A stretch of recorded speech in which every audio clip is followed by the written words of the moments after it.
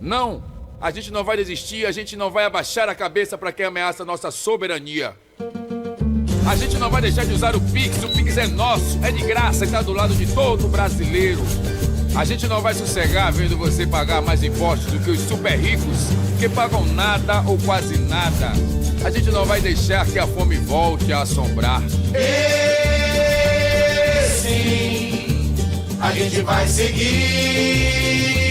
A gente vai sim. Bota comida na mesa com Bolsa Família e o recorde de empregos. A gente vai sim. Se posicionar pela paz quando houver guerras. A gente vai sim. Garantir com pé de meia que o jovem siga na escola, faça o Enem e se torne universitário. A gente vai sim. Lutar do lado das nossas empresas que exportam e levam a força do nosso trabalho para o mundo inteiro. A gente acredita sim em um país forte e independente, um país que diz não pros privilégios e sim pra justiça social. Eu digo sim ao povo brasileiro. Governo do Brasil do lado do povo brasileiro. Ao povo brasileiro. Governo do Brasil do lado do povo brasileiro. Ao povo brasileiro. Governo do Brasil do lado do povo brasileiro. Ao povo brasileiro.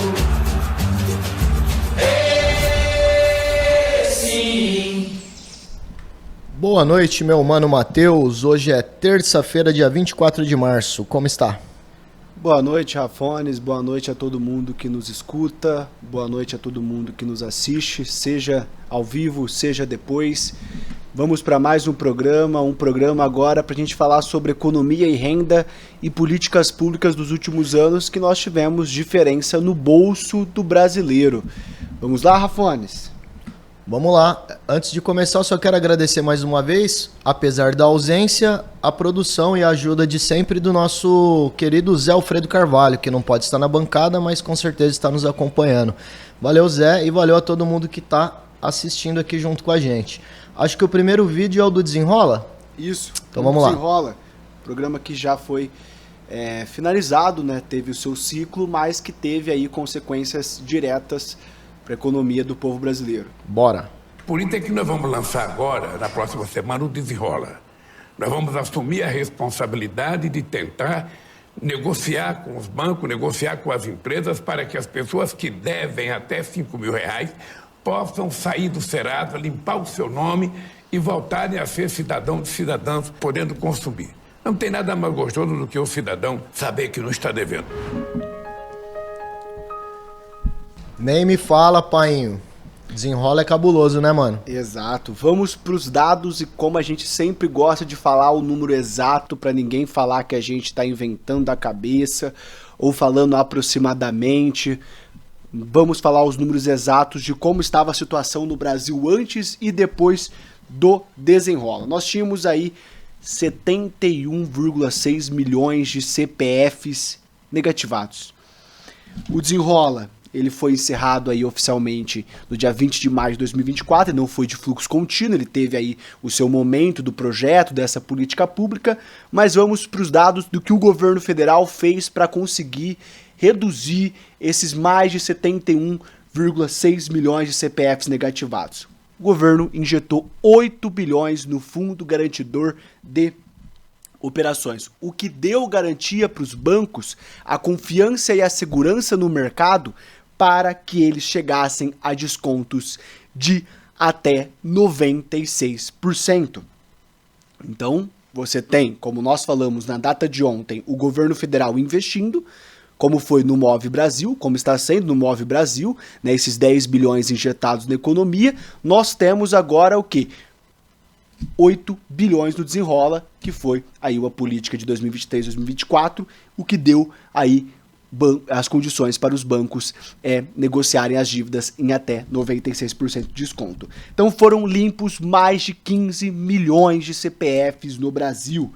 Isso foi possível porque 53 bilhões eram de dívidas tóxicas, dívidas atrasadas, que eram totalmente renegociadas, reestruturadas. Então 15 milhões de CPFs saíram do negativo por conta do Desenrola.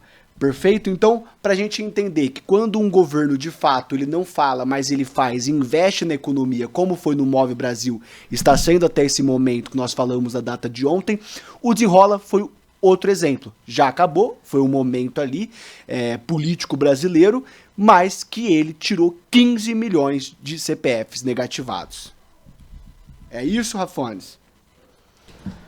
Então, isso foi demais, né? Eu acho que o Desenrola, se eu não me engano, salvo engano, é de 2023, mais ou menos, né? Isso, foi de junho de 2023 até maio de 2024.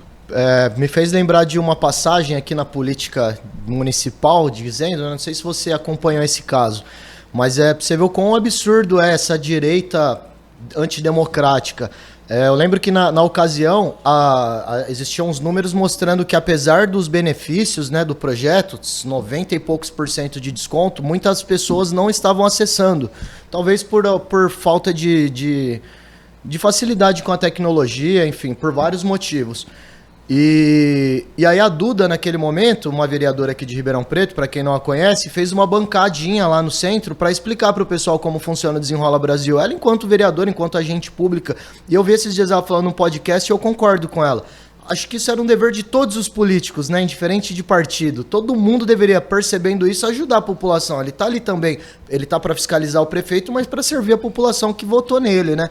E aí a direita ribeirão-pretana processou ela dizendo que era propaganda política, porque foi próximo à campanha de reeleição, né? Então pra você ver o quão absurdo é, eles politizam um projeto que na verdade é pro povo, cara. Tipo, você tá dando 90% de desconto para o povo pagar as dívidas e o cara fala, não, peraí, isso aí é propaganda demais, você tá se auto-beneficiando disso. É um absurdo, né? É difícil entender a cabeça de um político que pensa só em si próprio, tal como a maioria desses políticos da direita.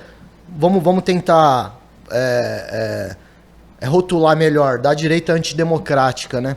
Exatamente. Não sei se você lembra desse caso, mas só me fez lembrar para falar o quanto que é um projeto que eu não vejo como um projeto da esquerda e nem um projeto do Lula, é um projeto do povo, né? Exatamente. Você acha que só gente de esquerda que se beneficiaria disso? Quantas pessoas nesse país apesar de ter adiantado muito, o Desenrola ter ajudado muito, ainda hoje, quantos brasileiros têm dificuldade de limpar o nome, né? Então, mais um ponto do governo, mais um gol aí do governo federal, da frente ampla, né, que é o governo, e voltando aqui ao nosso município, mais um ponto aí da vereadora Duda. Exatamente, mas é isso que a gente sempre tenta procurar para mostrar para as pessoas, né, Rafones? Política pública, de fato, ela não tem grupo político, ela não tem ideologia, ela não tem uma preferência sobre uma pessoa ou outra que fez, quem vai se beneficiar. Política pública de verdade é para o povo e sempre vai ser para o povo. E o Desenrola foi um exemplo disso. E outro exemplo que nós podemos passar, Rafones, é o exemplo do Contrata Mais uma política de desburocratização, uma política que facilita para que as pessoas sejam contratadas e sejam contratadas pelos órgãos públicos, que é algo muito difícil, né? Vamos passar um vídeo do Contrata Brasil, Contrata Mais Brasil, né? Que a gente fala Contrata Brasil ou Contrata Mais, mas o nome exato é Contrata Mais Brasil. Esse aqui eu lembro quando foi lançado, mas eu não acompanhei. Não sei se tem funcionado, se já funcionou, como que é. Depois já a gente fala um pouquinho sobre ele. Vamos ver o vídeo junto. Opa, peraí, falha minha, tá sem áudio. Vamos lá. Cadê o vídeo? Agora sim. Contrata Mais Brasil. Já grava esse nome, hein? O governo federal está lançando um programa que conecta entidades do setor público aos MEIs, com rapidez, segurança e eficiência. É o Contrata Mais Brasil. Hoje, os pequenos reparos movimentam 5,9 bilhões de reais em compras públicas, mas apenas uma pequena parcela desses valores eram acessados pelos MEIs. O Brasil conta com mais de 16 milhões de MEIs e somente 70 mil estavam na base de dados para compras públicas. Com o Contrata Mais Brasil, já na primeira fase, serviços como eletricista, pedreiro, pintor, bombeiro hidráulico, entre outros, serão contemplados, trazendo mais oportunidades, geração de renda e desenvolvimento para o país. Ganha o setor público, ganha o microempreendedor e ganha o Brasil. Contrata Mais Brasil! Prefeituras, tribunais, governos estaduais, câmaras legislativas e demais órgãos públicos podem aderir à plataforma e acessar o programa que vai inovar e transformar a vida de milhões de brasileiros. Prefeitas e prefeitos, vocês sabem por que isso é bom para a cidade que vocês administram? Com o Contrata Mais Brasil, vamos acelerar o comércio local, fortalecer a economia do país e trazer mais prosperidade para o povo brasileiro. Porque se é bom para o empreendedor, É bom para o Brasil. Tá aí, mais uma das maravilhas do atual governo. Exato. O Contrata Mais Brasil, viu, Rafones, ele é uma política pública do Ministério do Empreendedorismo recente, de 2025. Mas qual que é a ideia dela? A gente hoje tem no Brasil mais de 16 milhões de MEIs. Só que só 70 mil desses 16 milhões de MEIs conseguem furar a bolha para ser contratado pelos órgãos públicos. Porque a contratação para um órgão público, MEI, no caso, vão ser contratações até certo ponto não tão custosas, né, vultuosas, como nós vemos as licitações de uma forma geral. São contratações pequenas, contratações rápidas, que pela burocracia de se fazer uma dispensa por licitação, de fazer uma inexigibilidade de licitação, sempre aquele algo burocrático que afasta esse MEI do poder público. O que o Contrata Mais Brasil veio para fazer? Uma plataforma 100% digital e gratuita em que não há mais a necessidade de ter essa dispensa por licitação, ter uma inexigibilidade de licitação. O contrato é direto a partir de um dispositivo, né, pela própria estrutura da nova lei de licitações. O governo federal foi atento a isso. Então hoje, a partir da adesão dos órgãos públicos, então os órgãos públicos precisam fazer essa adesão.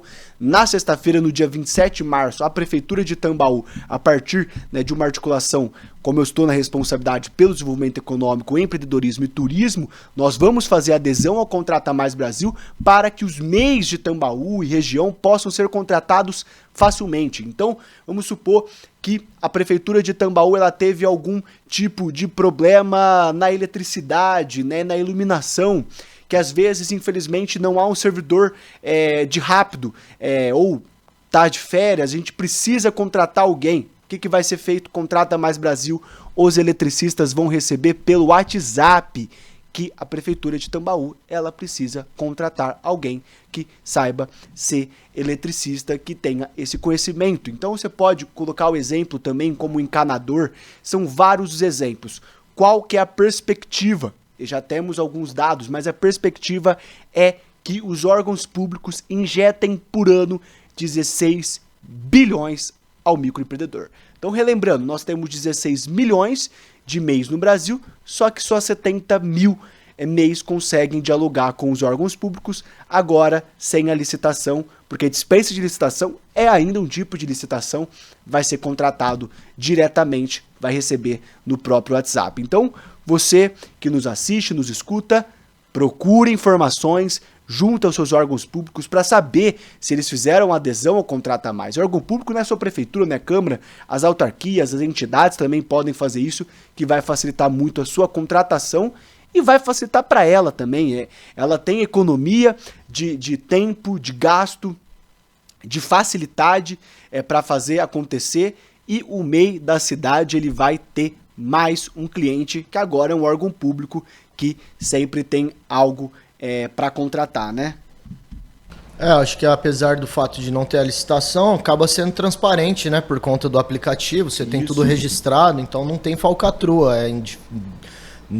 A gente está começando agora, vamos analisar, vamos estudar e continuar informando aqui se está funcionando, principalmente com a sua aproximação com a prefeitura. Lá, por exemplo, você vai poder falar exatamente como está funcionando aqui pra gente, né? Tudo é novidade por enquanto, mas se funcionar tão bem quanto a propaganda tem dito que funciona, me parece totalmente transparente. Isso é ótimo, que é mais uma vez próximo da base, né? Você não fica distante. E esse dinheiro, quem tá gerando, quem gera esse dinheiro é o próprio trabalhador, né? O dinheiro público é nosso. Então, se a gente puder trabalhar e ainda receber essa verba de alguma forma, acho que é mais um projeto que eu diria de extrema importância, para não dizer revolucionário, para a classe trabalhadora. Com certeza, vamos aproximar o MEI dos órgãos públicos, porque nós sabemos que os órgãos públicos eles têm uma capacidade de pagamento bem maior, então eles vão garantir o dinheiro deles, vão ter mais um cliente. É importantíssimo, né, Rafones? Vamos perceber isso na prática, mas com certeza vai dar certo, já está dando certo em várias cidades e a nossa região vai ser mais uma, com certeza.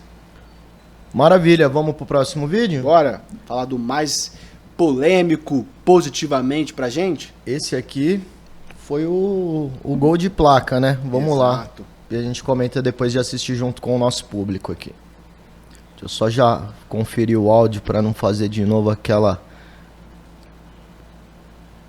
Agora sim. Veja o que nós estamos propondo. Um motorista que hoje ganha R$ 3.650, que paga por mês R$ 81 de imposto de renda, porque é descontado na fonte, em 2026, esse motorista vai pagar 0 de imposto de renda. E ele vai ter uma economia no ano de R$ 1.058. A tributação de uma professora, hoje ela ganha R$ 4.867. Ela paga por mês R$ 305 de renda. A partir do ano que vem, ela vai simplesmente pagar 0. Ela vai ter uma economia de R$ 3.970. Tributação de um profissional autônomo. Ele tem um rendimento de R$ 5.450. Hoje ele paga R$ 447 de imposto de renda. Ele vai pagar por mês, a partir de 2026, ao invés de 447, R$ 180. Ele vai ter uma economia de R$ 3.202. E a tributação de uma enfermeira, que ganha R$ 6.260, e ela paga R$ 670 de imposto de renda, ela vai pagar R$ 530, vai ter uma economia por ano de R$ 1.822. É isso que nós estamos fazendo. Esse aqui o pessoal já percebeu, né? A grande maioria do Brasil recebe menos que R$5.000 ou até 5.000. A imensa maioria, né? Não sei se essa palavra tá certa ou se é retórica. Eu acho que não é correto, né? Não, se é maioria, já é imensa. Imensa mas, maioria. Enfim, a imensa se maioria... eu não sei, mas é a imensa maioria isso, mesmo. recebe abaixo de R$5.000, então já percebeu. Em casa a gente já percebeu, tanto eu quanto a Paty recebe menos. Tá certo que eu sou PJ, então eu não tive esse desconto porque eu já entro em outro... perdi a palavra, enfim, outra forma, faixa, né? Outra forma de pagar. Isso. Mas a minha companheira, ela é conselheira tutelar em Ribeirão, e elas recebem a menos que 5.000, já percebemos no orçamento do mensal ali. Então acredito que todo mundo, ou a grande maioria, de novo, já sentiu no orçamento mensal das casas, né? O Lula coloca em anos, né? Em um ano tanto, mas no mês é o que faz a diferença ali na ponta mesmo. Com certeza esse dinheiro está sendo muito bem-vindo nas casas dos trabalhadores e trabalhadoras brasileiras. Esse eu diria revolucionário. Exato. Esse até foge e nem precisa tanto de explicações. No começo do ano, a primeira semana, a segunda semana, todo mundo aí ficou com muitas dúvidas, tiveram até interpretações erradas e controversas entre contadores, profissionais do direito tributário, sobre quando começaria a valer, mas tudo que foi pago em 2026, a partir do 1º de janeiro de 2026, era necessário fazer a aplicação dessa regra. Então, o presidente Lula já deu alguns exemplos, né, de faixas que são compreendidas. A gente até não precisa se explicar muito, porque na prática, essa faixa, tanta pessoa recebe tanto, vai ter um desconto. Isso, né, Rafones, é muito importante não só para quem teve esse desconto retirado, né, agora recebe de uma forma integral, mas a própria economia. Esse dinheiro ele vai voltar para a economia, as pessoas vão voltar a circular economicamente, vão comprar mais, vão vender mais. Então é uma política pública sim revolucionária, porque revolução é mudar o estado das coisas, e esse é um exemplo perfeito. Hoje nós temos aí em torno, somando todas as regras, quase 26 milhões de pessoas isentas. E isso traz mais dinheiro circulando na população, mais dinheiro circulando na economia, mais pessoas comprando, mais pessoas vendendo. Então, caso você receba menos que R$5.000 e ainda não tenha sentido essa diferença no seu lerite, não deixe passar. Consulte a sua empresa, se for o caso, consulte o seu órgão público, pergunte, vá atrás. Às vezes acontece um erro de operação e tudo mais, mas não deixe de ir atrás do seu direito, porque ele é garantido e automaticamente ele já beneficiou mais de 10 milhões de pessoas. É isso, Afones? Maravilha. E é importante lembrar, Matheus, que, como sempre, né, a oposição essa oposição canalha ao governo federal sempre tenta lançar algum pânico quando a gente tem alguma notícia muito boa. Eles tentam ou contorcer essa notícia ou abafar com algum absurdo. E não foi diferente dessa vez. Falaram, assim que a gente anuncia, agora 5 mil não taxa mais. Aí surgiu aquela, mas agora eles vão taxar as transações financeiras. Então, se você recebe Pix, se você pegou um dinheiro da sua mãe, você pagou uma conta, alguém usou seu cartão, você fez transações acima de 5 mil, você vai ser taxado, vai taxar o Pix. Começou essa fake news, inclusive em grandes mídias, né? Teve jornalistas afirmando isso, mas o governo federal deixa claro, e aqui deixamos claro mais uma vez, que isso é fake news, é pânico financeiro que estão tentando causar para abafar esse benefício absurdo que o governo conseguiu aprovar. Que era uma tentativa, há muitos anos já tentavam fazer isso no Brasil. Sim. Já tinha essa discussão, mas o Congresso, inimigo do povo como a gente não conseguia passar, e agora passou com a governabilidade que o governo Lula, o governo da Frente Ampla, tenta manter desde o início, desde os outros governos do Lula também funcionaram dessa forma, e o governo conseguiu. Isso é um benefício para o povo, não tem taxação por transação, não taxa Pix no Brasil, pode movimentar sua conta tal como você vinha fazendo antes, que isso não acontece, é mentira. Procurem se informar. Um simples Google, uma pesquisinha rápida, existe taxação em transação no Brasil, você vai ver que isso é mentira.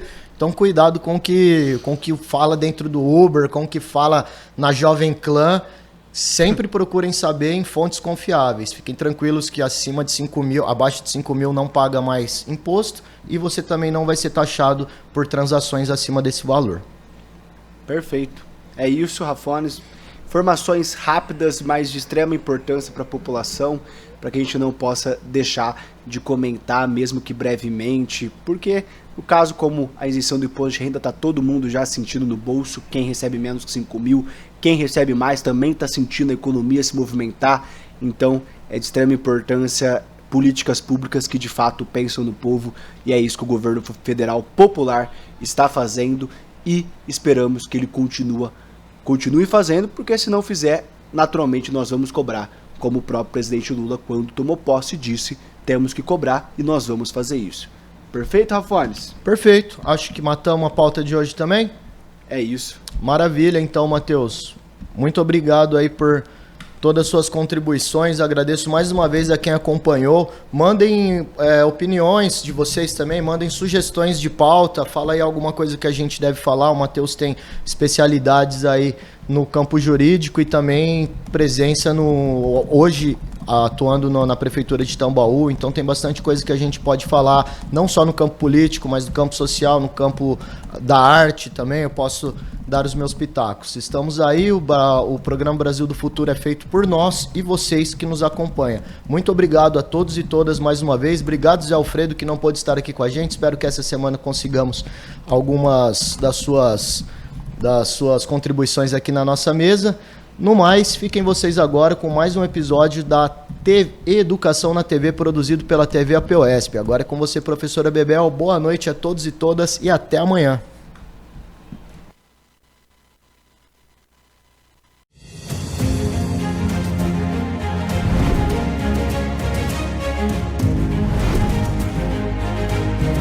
No programa desta semana você vai conferir a audiência pública sobre a violência contra a mulher. Vai acompanhar a luta contra a reforma administrativa da educação. E vai assistir à entrega do prêmio Inesita Barroso. Confira. Na terça-feira, dia 16 de março, foi realizada uma audiência pública na Alesp para debater os desafios e políticas de combate à violência contra a mulher. Ser mulher no Brasil é viver em uma situação de risco. Em 2025, 1.568 mulheres foram vítimas de feminicídio, ou seja, foram mortas por serem do sexo feminino, o maior número registrado desde que este crime foi tipificado em 2015. Esses dados impactam diretamente as professoras da rede pública estadual de São Paulo, já que elas representam cerca de 80% dos profissionais da categoria. Em fevereiro deste ano, o governo federal lançou o Pacto Nacional Brasil contra o Feminicídio, que visa integrar ações dos 3 poderes no combate a essa escalada de violência. Mas na audiência realizada na Assembleia Legislativa de São Paulo, os relatos mostraram que o governo estadual ainda não demonstrou o empenho necessário. A questão da violência sobre as mulheres é uma questão de políticas públicas, mas ela é, sobretudo, uma questão de direitos humanos. Eu estou dando destaque para 2 cidades que estão, assim, no topo do feminicídio, que é São Carlos e Piracicaba, né? Então a gente tem aí todo um debate a ser feito, mas no geral, e aqui no estado de São Paulo, a gente observa que o governador Tarcísio, ele reduziu 54% os recursos da Secretaria de Política para a Mulher em São Paulo. Veja, e nós aqui, o estado de São Paulo, né, teve um aumento de mais de 90% com relação ao início da gestão dele. É algo que ele devia estar pensando como uma saída, né? Não é policiamento que nós queremos. Nós queremos a delegacia da mulher 24 horas funcionando, mas delegacia da mulher com delegadas mulheres. Esses dados revelam que hoje a gente consegue tipificar, entender o que é a violência contra as mulheres. Isso se dá muito por uma lei que é fruto da presidenta Dilma, que é a lei do feminicídio, porque como a deputada Bebel colocou hoje, antigamente essas mortes de mulheres eram vistas como mortes comuns. E hoje, a partir dessa tipificação, a gente entende que são mortes decorrentes do ser mulher. E aí, por outro lado, esses dados também nos colocam que nós avançamos muito em termos de legislação, com a Lei Maria da Penha, por exemplo, mas ainda precisamos avançar na efetivação dessas leis. Por exemplo, o estado de São Paulo, mais de 27% das mulheres tinham medidas protetivas e ainda assim morreram. Isso significa que a gente precisa coordenar essa rede, então a delegacia, o sistema de justiça, a Defensoria Pública, a Casa da Mulher Brasileira, para que essa mulher, após romper o ciclo da violência, que ela tenha o apoio do Estado necessário para enfrentar esse ciclo de violência. E por fim, por exemplo, a gente ainda tem que melhorar na efetivação da lei, quando o Estado de São Paulo demora ainda 3 dias para conceder uma medida protetiva para aquela mulher que rompeu o ciclo, pediu a medida protetiva. Então a lei coloca 48 horas e aqui nós temos ainda 3 dias. São muitos os casos de violência contra professoras nas escolas públicas do estado. Este é um problema que a APUESP vem denunciando há muito tempo. A reforma administrativa proposta pelo governo estadual de São Paulo é tema de audiência pública realizada nesta quarta-feira, dia 11 de março. Professores, estudantes, representantes de diversas entidades, além de parlamentares, estiveram presentes nessa tarde. Mais uma vez, representantes do professorado reagiram com veemência ao projeto que retira direitos e precariza ainda mais a profissão. Mais uma vez, nesta discussão, sobre esse PL 1316, que na verdade, no seu desenho global, representa o desmanche da carreira dos funcionários, dos profissionais da educação do Estado de São Paulo. É disso que nós estamos falando. Nós estamos falando de um PL que aglutinou 8 PLCs, projetos de leis complementares. Aliás, diga-se de passagem, um PLC que ele é caríssimo para nós, que é o 444/85, que versa sobre o Estatuto do Magistério. Eu acho uma afronta fazer isso conosco. A professora enumerou os prejuízos que a reforma pode trazer para a educação pública do nosso estado. Vamos começar pelas questões que nos atingirão. Progressão funcional, avaliação de desempenho como forma de dar ou não reajustes, remoção, jornada, adicionais, subsídio, afetando diretamente os professores, gestores escolares, supervisores, demais integrantes do quadro do magistério. Eu fico indignada, que com tanta coisa para fazer na educação pública do Estado de São Paulo, a Secretaria do Estado da Educação, me parece, fica 24 horas lá pensando como nós fazemos para retirar os direitos dos profissionais da educação. O Prêmio Inesita Barroso homenageia pessoas e instituições que ajudam a valorizar a cultura caipira. No dia 13 de março, foi realizada a 9ª edição do prêmio, na Assembleia Legislativa de São Paulo. Inesita foi cantora e apresentadora de TV e uma das maiores divulgadoras da cultura sertaneja raiz. Nesta edição, o prêmio foi entregue a 18 homenageados, incluindo pesquisadores, artistas veteranos e talentos das novas gerações. O evento também contou com a presença de um dos grandes defensores desse patrimônio cultural. Eu sou muito mais caipira do que esse prêmio. Nasci na roça e fiquei até os 10 anos na roça e tal. A primeira música que eu escutei na minha vida foi Tonico Tinoco, Domingo de Tardezinha, porque o meu avô tinha uma vitrola daquelas de agulha, assim. E quando acabava a agulha, estragava, ele pegava um espinho de laranjeira seco, entendeu? Então eu fiquei contente de estar participando aqui dessa festa e homenagear seja quem for, porque é um jeito de engrandecer a música realmente da roça, né? O prêmio é uma iniciativa da Comissão de Educação e Cultura da Alesp, presidida pela deputada professora Bebel. Ele traz mais visibilidade a artistas e personalidades que nem sempre são conhecidas pela população.